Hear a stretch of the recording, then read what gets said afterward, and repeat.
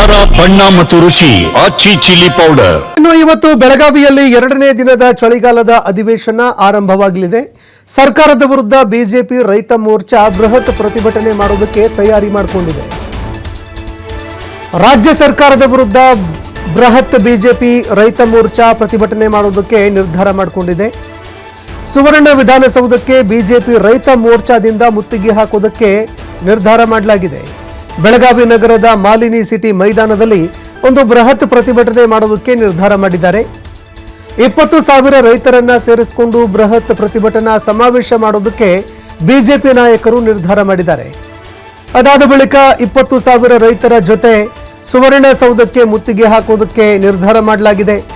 BJP ರಾಜ್ಯಾಧ್ಯಕ್ಷ B Y Vijayendra, ವಿಪಕ್ಷ ನಾಯಕ ಆರ್ ಅಶೋಕ್ ಅವರ ನೇತೃತ್ವದಲ್ಲಿ ಈ ಪ್ರತಿಭಟನೆ ನಡೆಯಲಿದೆ.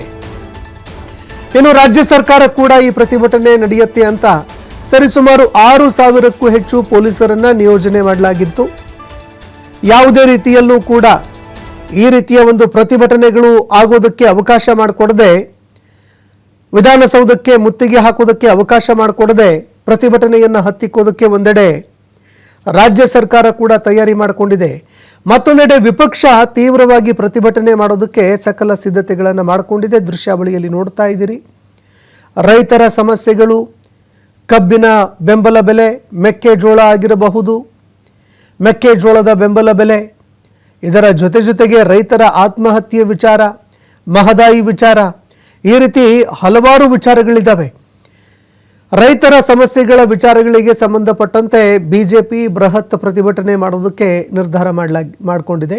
ಮಾಲಿನಿ ಸಿಟಿ ಮೈದಾನದಲ್ಲಿ ಪ್ರತಿಭಟನೆ ಮಾಡೋದಕ್ಕೆ ಅಂತ ಈಗಾಗಲೇ ಟೆಂಟ್ ಕೂಡ ಅಳವಡಿಕೆ ಮಾಡಲಾಗಿದೆ, ಸ್ಟೇಜ್ ಕೂಡ ಅಳವಡಿಕೆ ಮಾಡಲಾಗಿದೆ. ದೃಶ್ಯಾವಳಿಯಲ್ಲಿ ನೋಡ್ತಾ ಇದ್ದೀರಿ.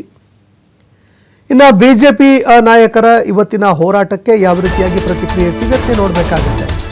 ಇನ್ನು ಇವತ್ತು ರೈತರ ಜೊತೆ ಸುವರ್ಣಸೌಧಕ್ಕೆ ಬಿಜೆಪಿ ಮುತ್ತಿಗೆ ಹಾಕತ್ತೆ. ರೈತರ ಬಗ್ಗೆ ಸರ್ಕಾರ ನಿರ್ಲಕ್ಷ್ಯ ವಹಿಸ್ತಾ ಇದೆ ಅನ್ನೋ ಆರೋಪ ಕೇಳಿಬಂದಿತ್ತು. ಕಬ್ಬು, ಮೆಕ್ಕೆಜೋಳ, ಭತ್ತ, ತೊಗರಿ ಬೆಳೆಗಾರರಿಗೆ ತೀವ್ರವಾಗಿ ಅನ್ಯಾಯವಾಗ್ತಾ ಇದೆ ಅನ್ನೋ ಆರೋಪ ಬಿಜೆಪಿ ಮಾಡಿತ್ತು. ಕಬ್ಬು ಬೆಳೆಗಾರರು, ಮೆಕ್ಕೆಜೋಳ ರೈತರ ಸಮಸ್ಯೆಗಳನ್ನು ಪರಿಹಾರ ಮಾಡಬೇಕು ಅಂತ ಈ ಹಿಂದೆ ಹೋರಾಟಗಳಾಗಿತ್ತು. ಹೀಗಾಗಿ ಪರಿಹಾರ ಸಿಕ್ಕಿಲ್ಲ ಅಂತ ಆರೋಪ ಮಾಡಿ ಈಗ ಬಿಜೆಪಿ ಹೋರಾಟಕ್ಕೆ ಮುಂದಾಗ್ತಾ ಇದೆ. ಮಹದಾಯಿ, ತುಂಗಭದ್ರಾ, ಕೃಷ್ಣಾ ಜಲ ಯೋಜನೆಗಳ ಸೂಕ್ತ ಜಾರಿಯಲ್ಲಿ ನಿರಂತರವಾಗಿ ರಾಜ್ಯ ಸರ್ಕಾರ ವೈಫಲ್ಯ ಆಗ್ತಾ ಇದೆ. ಹೀಗಾಗಿ ಕಳೆದ 2.5 ವರ್ಷದಲ್ಲಿ 400 ಜನ ಅನ್ನದಾತರ ಆತ್ಮಹತ್ಯೆ ವಿಚಾರಕ್ಕೆ ಸಂಬಂಧಪಟ್ಟಂತೆ ಪ್ರತಿಭಟನೆ ಮಾಡೋದಕ್ಕೆ ಬಿಜೆಪಿ ಮುಂದಾಗ್ತಾ ಇದೆ. ಈ ಬಗ್ಗೆ ಮತ್ತಷ್ಟು ಮಾಹಿತಿ ಕೊಡ್ತಾರೆ ಪ್ರತಿನಿಧಿ ಶ್ರೀಧರ್, ನೇರ ಸಂಪರ್ಕದಲ್ಲಿ ಜಾಯ್ನ್ ಆಗಿದ್ದಾರೆ. ಶ್ರೀಧರ್, ಇವತ್ತು ಬಿಜೆಪಿ ಪ್ರತಿಭಟನೆ ಮಾಡೋದಕ್ಕೆ, ಒಂದು ಬೃಹತ್ ಪ್ರತಿಭಟನೆ ಮಾಡೋದಕ್ಕೆ ನಿರ್ಧಾರ ಮಾಡಿದೆ, ತಯಾರಿಗಳನ್ನು ಕೂಡ ಮಾಡಿಕೊಂಡಿದೆ. ಬಿಜೆಪಿಯ ತಯಾರಿ ಯಾವ ರೀತಿಯಾಗಿದೆ, ಇದರ ಜೊತೆಗೆ ಯಾವೆಲ್ಲ ವಿಚಾರಗಳನ್ನು ಮುಂದೆ ಇಟ್ಕೊಂಡು ಇವತ್ತು ಬಿಜೆಪಿ ಪ್ರತಿಭಟನೆ ಮಾಡೋದಕ್ಕೆ ಮುಂದಾಗ್ತಾ ಇದೆ, ಈ ಬಗ್ಗೆ ಮತ್ತಷ್ಟು ಮಾಹಿತಿ ಕೊಡೋದಾದ್ರೆ.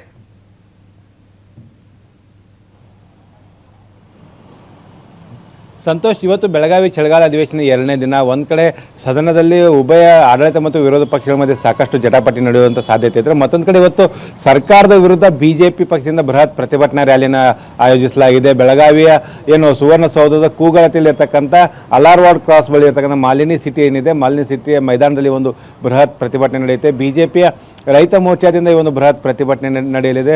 ಪ್ರಮುಖವಾಗಿ ಉತ್ತರ ಕರ್ನಾಟಕದ ಪ್ರಮುಖ ಸಮಸ್ಯೆಗಳಾಗಿರ್ಬೋದು, ರಾಜ್ಯದಲ್ಲಿರ್ತಕ್ಕಂಥ ರೈತರು ಎದುರಿಸುವಂಥ ಸಮಸ್ಯೆಗಳಾಗಿರ್ಬೋದು, ಈ ಒಂದು ವಿಚಾರವನ್ನು ಮುಂದಿಟ್ಟುಕೊಂಡು ಬಿಜೆಪಿ ಒಂದು ಹೋರಾಟ ನಡೆಸಲಿದೆ. ಬಿಜೆಪಿ ರಾಜ್ಯಾಧ್ಯಕ್ಷ ವಿಜಯೇಂದ್ರ ಆಗಿರ್ಬೋದು, ವಿಪಕ್ಷ ನಾಯಕ ಆರ್ ಅಶೋಕ್ ಆಗಿರ್ಬೋದು, ಪ್ರಮುಖ ಬಿಜೆಪಿ ನಾಯಕರೆಲ್ಲರೂ ಕೂಡ ಈ ಒಂದು ಪ್ರತಿಭಟನೆಯಲ್ಲಿ ಭಾಗವಹಿಸಲಿದ್ದಾರೆ. ಮೊದಲಿಗೆ ಮಾಲಿನಿ ಸಿಟಿಯಲ್ಲಿ ಬೆಳಗ್ಗೆ 10 ಗಂಟೆಗೆ ಒಂದು ವೇದಿಕೆ ಕಾರ್ಯಕ್ರಮ ಆರಂಭ ಆಗುತ್ತೆ. ಸಂತೋಷ್, ವೇದಿಕೆ ಕಾರ್ಯಕ್ರಮದಲ್ಲಿ ರಾಜ್ಯ ಸರ್ಕಾರದ ವೈಫಲ್ಯಗಳ ಬಗ್ಗೆ ಬಿಜೆಪಿ ನಾಯಕರು ಒಂದಿಷ್ಟು ಆಕ್ರೋಶ ಹೊರಹಾಕಲಿದ್ದಾರೆ ಅಂತ ಹೇಳ್ಬೋದು. ತದನಂತರ ಮಾಲಿನಿ ಸಿಟಿ ಮೈದಾನದಿಂದ ಸುವರ್ಣ ವಿಧಾನಸೌಧಕ್ಕೆ ವಿಜೇಂದ್ರ ಮತ್ತು ಆರ್ ಅಶೋಕ್ ನೇತೃತ್ವದಲ್ಲಿ ಒಂದು ಬೃಹತ್ ಪ್ರತಿಭಟನಾ ರ್ಯಾಲಿ ಆರಂಭ ಆಗುತ್ತೆ. ಆ ಒಂದು ಪಾದಯಾತ್ರೆ ಮೂಲಕ ಸುವರ್ಣ ವಿಧಾನಸೌಧಕ್ಕೆ ಮುತ್ತಿಗೆ ಹಾಕೋದಕ್ಕೆ ಮುಂದಾಗ್ತಾರೆ. ಆದರೆ BJPಗೆ ಈಗಾಗಲೇ ಒಂದು ಪೊಲೀಸ್ ಇಲಾಖೆ ಸ್ಪಷ್ಟವಾಗಿ ಹೇಳಿದೆ, ಯಾವುದೇ ಕಾರಣಕ್ಕೂ ಸುವರ್ಣ ವಿಧಾನಸೌಧ ಮುತ್ತಿಗೆಗೆ ನಾವು ಅವಕಾಶ ಕೊಡೋದಿಲ್ಲ, ಜೊತೆಗೆ ಪ್ರಮುಖವಾಗಿ ಪುನಾ ಬೆಂಗಳೂರು ರಾಷ್ಟ್ರೀಯ ಹೆದ್ದಾರಿಯನ್ನು ಬಂದ್ ಮಾಡೋದಕ್ಕೂ ಕೂಡ ಅವಕಾಶ ಕೊಡೋದಿಲ್ಲ ಅನ್ನೋ ಒಂದು ಎಚ್ಚರಿಕೆಯನ್ನು ಕೂಡ ಈಗಾಗಲೇ ಪೊಲೀಸರು ಕೂಡ ಕೊಟ್ಟಿರ್ತಕ್ಕಂಥದ್ದು.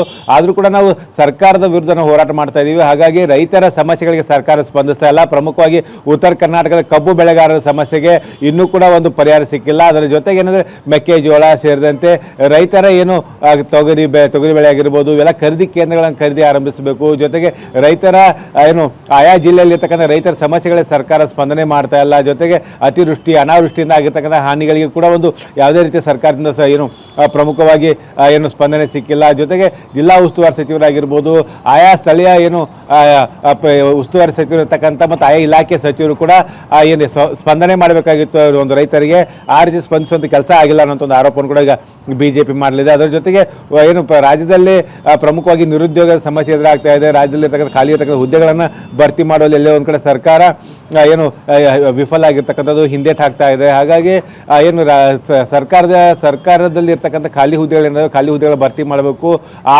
ಒಂದು ಒತ್ತಾಯವನ್ನು ಕೂಡ ಈ ಹೋರಾಟದ ವೇದಿಕೆ ಮೂಲಕ ರೈತರು ಮಾಡಿದ್ದಾರೆ ಅಂತ ಹೇಳ್ಬೋದು. ಸಂತೋಷ. ಒಂದು ಕಡೆ BJP ಬೃಹತ್ ಪ್ರತಿಭಟನಾ ರ್ಯಾಲಿ ಇರ್ತಕ್ಕಂಥ ಹಿನ್ನೆಲೆಯಲ್ಲಿ ಇಡೀ ಒಂದು ಮಾಲಿನಿ ಸಿಟಿ ಮೈದಾನ ಇದೆ, ಮೈದಾನ ಸುತ್ತಲೂ ಕೂಡ ಬಿಗಿ ಪೊಲೀಸ್ ಭದ್ರತೆಯನ್ನು ಕೂಡ ಕೈಗೊಳ್ಳಲಾಗ್ತಾ ಇದೆ. ಯಾವುದೇ ಕಾರಣಕ್ಕೂ ಸುವರ್ಣ ವಿಧಾನಸೌಧ ಮುತ್ತಿಗೆ ಅವಕಾಶ ಕೊಡೋದಿಲ್ಲ, ಜೊತೆಗೆ ರಾಷ್ಟ್ರೀಯ ಹೆದ್ದಾರಿ ಬಂದ್ ಮಾಡೋಕ್ಕೂ ಕೂಡ ಅವಕಾಶ ಕೊಡೋದಿಲ್ಲ ಅನ್ನೋಂಥ ಮಾತನ್ನು ಕೂಡ ಈಗ ಪೊಲೀಸ್ ಹೇಳಿರ್ತಕ್ಕಂಥದ್ದು. ಜೊತೆಗೆ ಇನ್ನು ದೆಹಲಿ ಬಾಂಬ್ ಬ್ಲಾಸ್ಟ್ ಆದ ಬಳಿಕ ಸುವರ್ಣ ವಿಧಾನಸೌಧ ಸುತ್ತಲೂ ಕೂಡ 3 ಕಿಲೋಮೀಟರ್ ವ್ಯಾಪ್ತಿವರೆಗೆ ಒಂದು ನಿಷೇಧಾಜ್ಞೆ ಜಾರಿ ಮಾಡಲಾಗಿದೆ.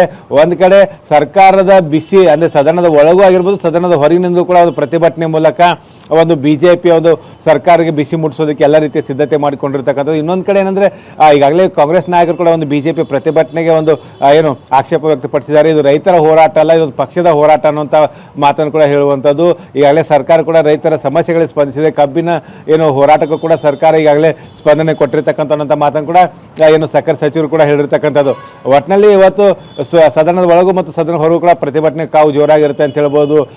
ಸಂತೋಷ. ಇದರ ಜೊತೆಗೆ ಏನಂದರೆ ಸುವರ್ಣ ವಿಧಾನಸೌಧದ ಪಕ್ಕದಲ್ಲಿರ್ತಕ್ಕಂಥ ಸುವರ್ಣ ಗಾರ್ಡನ್ ಕೂಡ ಒಂದು ಸಾಲು 9 ಸಂಘಟನೆಗಳ ಪ್ರತಿಭಟನೆ ನಡೆಯುತ್ತೆ.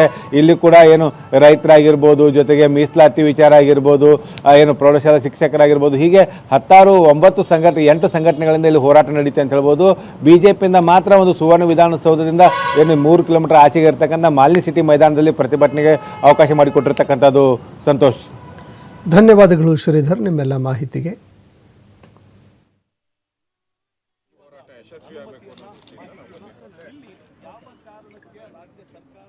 ವಿಫಲ ಆಗಿದೆ. ಎಲ್ಲವನ್ನು ಕೂಡ ಸದನದಲ್ಲಿ ಚರ್ಚೆ ಮಾಡ್ತೇವೆ. ನಮ್ಮ ಆದ್ಯತೆ ಈ ಬೆಳಗಾವಿಯ ಚಳಿಗಾಲದ ಅಧಿವೇಶನದಲ್ಲಿ ರಾಜ್ಯದ ರೈತರ ಜ್ವಲಂತ ಸಮಸ್ಯೆಗಳಿಗೆ ಸರ್ಕಾರ ಸ್ಪಂದನೆ ಮಾಡಬೇಕು. ಈ ನಿಟ್ಟಿನಲ್ಲಿ ನಾವು ಹೋರಾಟವನ್ನು ಮಾಡ್ತೇವೆ. ಸದನದಲ್ಲೂ ಕೂಡ ನಾವು ಮಾತಾಡ್ತೇವೆ. BJPಗೆ ರೈತಪರ ವಿಚಾರಗಳು, ರೈತ ಹೋರಾಟಗಳು ನೆನಪಾಗುವುದು ಕೇವಲ ಬೆಳಗಾವಿ ಅಧಿವೇಶನ ಇದ್ದಾಗ ಮಾತ್ರ ಅನ್ನುವಂಥ ಆರೋಪವೂ ಇದೆ. ಭಾರತೀಯ ಜನತಾ ಪಾರ್ಟಿ ಕಬ್ಬು ಬೆಳೆಗಾರರ ವಿಚಾರದಲ್ಲಿ ಪ್ರತಿಭಟನೆಗೆ ಇಳಿದೇ ಹೋಗಿದ್ದಿದ್ರೆ ಈ ಮುಖ್ಯಮಂತ್ರಿ ಏನಿದ್ದಾರಲ್ಲ, ಕಬ್ಬು ಬೆಳೆಗಾರರು ಸಕ್ಕರೆ ಕಾರ್ಖಾನೆ ಮಾಲೀಕರ ಸಭೆನ ಕರೀತಾ ಇರಲಿಲ್ಲ ಬೆಂಗಳೂರಿನಲ್ಲಿ.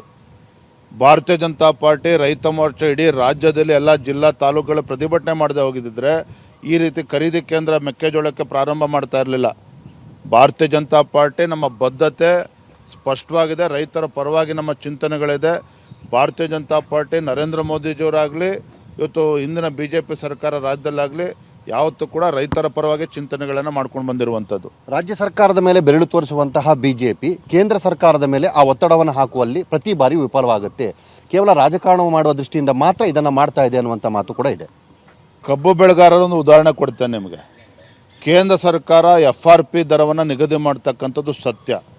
ಆದರೆ FRP ದರ ನಿಗದಿ ಮಾಡಿದ್ರು ಸಹ ಅದಕ್ಕಿಂತ ಹೆಚ್ಚು ದರವನ್ನು ರಾಜ್ಯ ಸರ್ಕಾರ ನಿಗದಿ ಮಾಡೋದಕ್ಕೆ ಅವಕಾಶ ಇದೆ. ನಮ್ಮ ರಾಜ್ಯದಲ್ಲಿ ಇಡೀ ದೇಶದಲ್ಲೇ 3ನೇ ರಾಜ್ಯ ಅತಿ ಹೆಚ್ಚು ಕಬ್ಬು ಬೆಳೆಯತಕ್ಕಂಥದ್ದು. ರಾಜ್ಯ ಸರ್ಕಾರಕ್ಕೆ ಸುಮಾರು 35,000 ಕೋಟಿಯಿಂದ 40,000 ಕೋಟಿ ಆದಾಯ ಬರ್ತದೆ. ಏನು ಮಾಡಿದ್ರಿ ಮುಖ್ಯಮಂತ್ರಿಗಳೇ ಮೊನ್ನೆ ನೀವು? ಕೇವಲ 50 ರೂಪಾಯಿ ನೀವು ಕೊಟ್ಟೋದು ಘೋಷಣೆ, ಇನ್ನೂ ಕೊಟ್ಟಿಲ್ಲ. ಅದು ಘೋಷಣೆ ಮಾಡಿರುವಂಥದ್ದು 50 ರೂಪಾಯಿ. 35-40 ಕೋಟಿ ಆದಾಯ ಬರ್ತದೆ ಪ್ರತಿ ವರ್ಷ ಎಥನಾಲು ಮೊಲಾಸಸ್ಸಿಂದ. ಅದು ನೀವು ಬರೀ 50 ರೂಪಾಯಿ ಘೋಷಣೆ ಮಾಡ್ತೀರಿ. ಬೇರೆ ಬೇರೆ ರಾಜ್ಯಗಳಲ್ಲಿ ಇವತ್ತು ರೈತರ ಪರವಾಗಿ ಚಿಂತನೆ ಮಾಡಿಕೊಂಡು ಕೇಂದ್ರ ಸರ್ಕಾರದ FRP ದರಕ್ಕಿಂತ ಹೆಚ್ಚು ದರವನ್ನು ಕೊಟ್ಟಿದ್ದಾರೆ. ಈಗ ಹೇಳಿ ಸಿದ್ದರಾಮಯ್ಯನವರು ಒಬ್ಬ ಮುಖ್ಯಮಂತ್ರಿಗಳಾಗಿ ರೈತರ ಪರವಾಗಿ ನಡೀತಕ್ಕಂಥ ಸರ್ಕಾರನ ಇದಾಗಾದರೆ 2,500 ರೈತರು ಇವತ್ತು ರಾಜ್ಯದಲ್ಲಿ ಆತ್ಮಹತ್ಯೆ ಮಾಡ್ಕೊಂಡಿದ್ದಾರೆ. ಇವ್ರ ಯೋಗ್ಯತೆಗೆ ಮೆಕ್ಕೆಜೋಳ ಖರೀದಿ ಕೇಂದ್ರ ಪ್ರಾರಂಭ ಮಾಡೋದಕ್ಕಾಗಲಿಲ್ಲ ಸರಿಯಾದ ಸಮಯಕ್ಕೆ. ಇವರು ನೈತಿಕತೆ ಬಗ್ಗೆ ಮಾತನಾಡ್ತಾರೆ ಇವತ್ತಾಗಾದರೆ. ನೀವು ವಿಚಾರವನ್ನು ತೀವ್ರತರನಾಗಿ ತೆಗೆದುಕೊಂಡು ಸರ್ಕಾರಕ್ಕೆ ಚಾಟಿ ಬೀಸಬೇಕು ಅನ್ನೋಂಥ ವಿಚಾರದಲ್ಲಿ ಹೋರಾಟವನ್ನು ಮಾಡ್ತಾ ಇದ್ದೀರಾ. ಆದರೆ ರಾಜ್ಯ ಸರ್ಕಾರ ಇದನ್ನು ಎಷ್ಟರ ಮಟ್ಟಿಗೆ ಗಂಭೀರವಾಗಿ ಪರಿಗಣಿಸುತ್ತೆ ಅಂತ ತಮಗನ್ಸುತ್ತೆ? ಸರ್ಕಾರ ಎಷ್ಟೇ ಬಲಿಷ್ಠವಾಗಿದ್ದರೂ ಕೂಡ ರೈತರನ್ನು ಎದುರಾಕೊಳ್ಳೋದಕ್ಕೆ ಸಾಧ್ಯ ಇಲ್ಲ.